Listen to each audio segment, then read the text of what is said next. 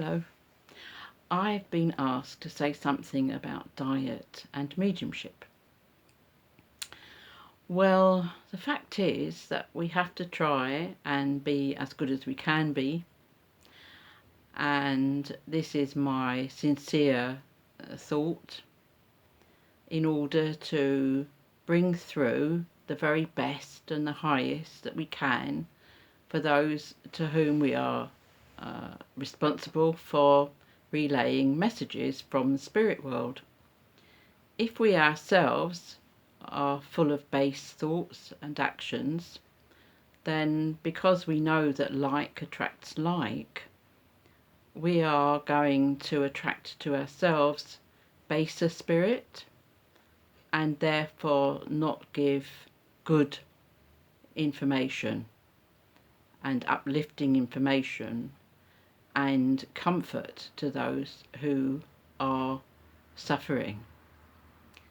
I sincerely believe that we have to be as good as we can be. I don't believe that the road to hell is paved with good intentions. I think the road to heaven is paved with good intentions. And yes, we may fall short of our ambition to be that good, but nevertheless the intention is known and will be rewarded, if you like, if you think in terms of reward and punishment, that is. But you see, we owe it, mediums owe it to other people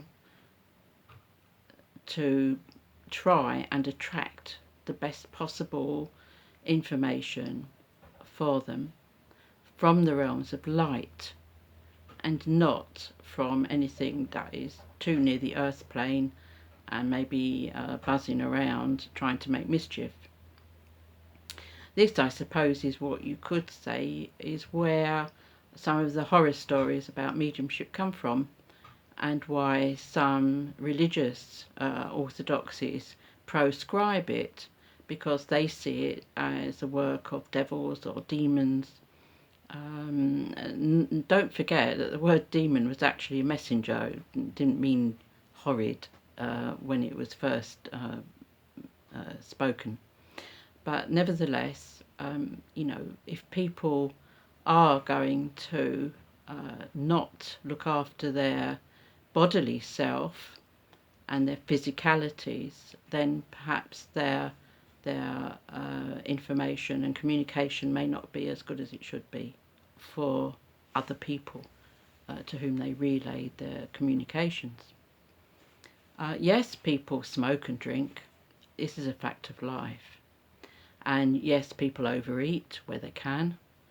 And they may indulge in other excesses of physicality.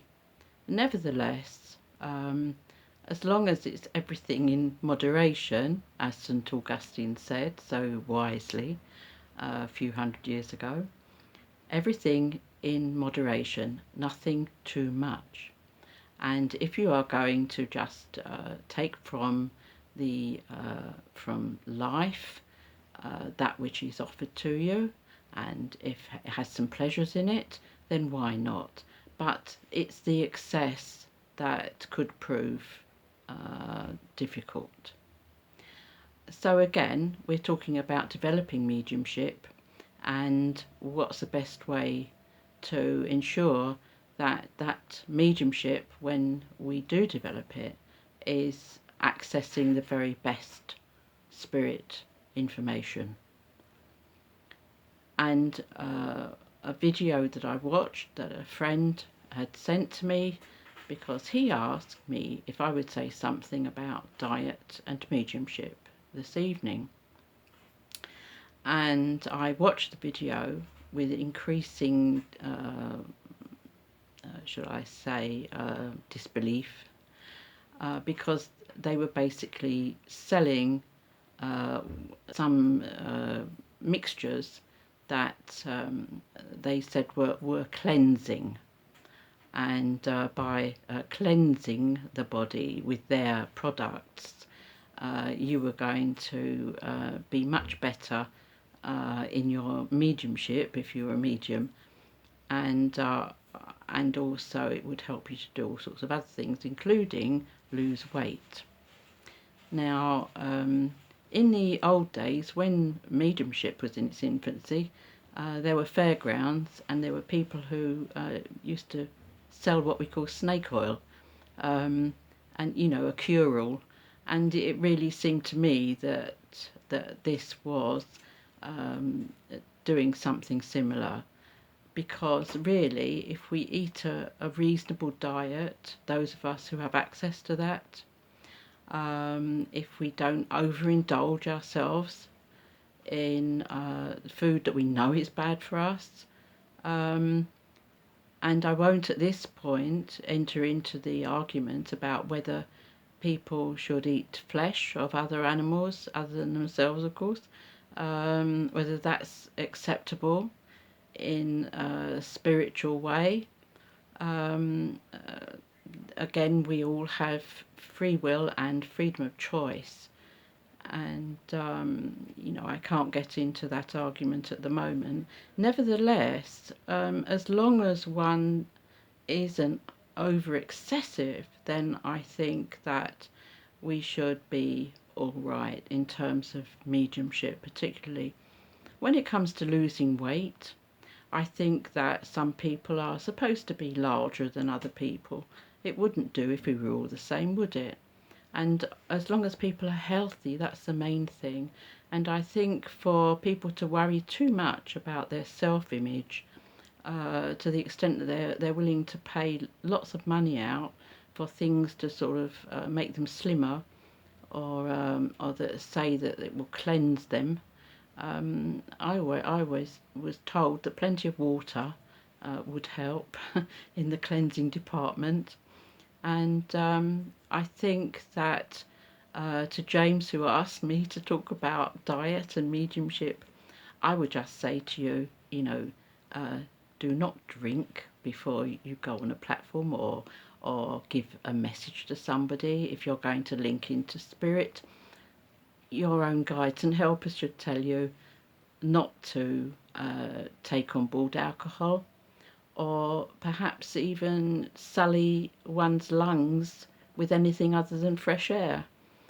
And as far as eating is concerned, before you give communication from spirit, I would say that a coach's maxim, which was mine, is not to eat for 2 hours before, because if your body is busy digesting food, perhaps the blood that's required to go to your brain won't be there, it'll be in your stomach. However, on the subject of diet and mediumship, I think, as I said before, I think St. Augustine had it right, nothing too much. Well, that takes care of that then. And hopefully I've saved you a few bobs on buying all sorts of various remedies that may make you cleaner. Now then, how do we develop our mediumship? A lot of mediums say that they don't bother with books. Well, I did. I did what everybody else is supposed to do, which is sit and meditate and be in circle and learn some discipline, some spiritual discipline, and find out how best to relay information from the spirit to those down here who are still living here. And during that early learning period, I understood that I should, in fact, try and learn as much as I could. And you can't expect just one person to teach you everything. And books are only everybody's thoughts put into black and white onto paper. Or if you can't see to read, or you can't read, there are plenty of audio tapes on the subject. All sorts of different tapes have been made. Mediums have made tapes right from the time when tapes were possible. And I suggest that people do what I did, which is read as much as you can, listen to as much as you can. I used to go on church crawls. I used to go and watch mediums and see how they did it and their presentations and compare and in that way I learned. So as you know, I'm sure, I wrote a book myself. I'm in the process of writing another with extra information in it. I'll lean over and I just happen to have one here, which is here. Oops, back to front, of course. The Spiritualist Handbook, I called it, this one. And it has lots of things in it that are worth reading, I think, are worth hearing about. For instance, who inhabits the spirit world? You know, that's a good one, isn't it? And I've said this in my book. I'll read you a few lines from it.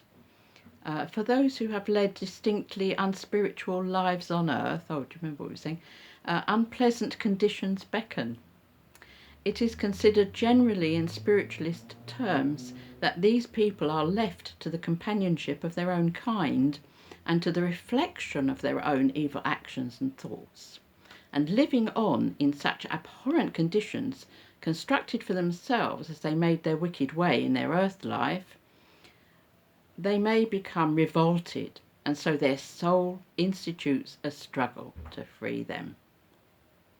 Previously imprisoned by low-frequency materialistic impulses, the effort to break out stimulates their spirit and a glimmer of spiritual light becomes apparent.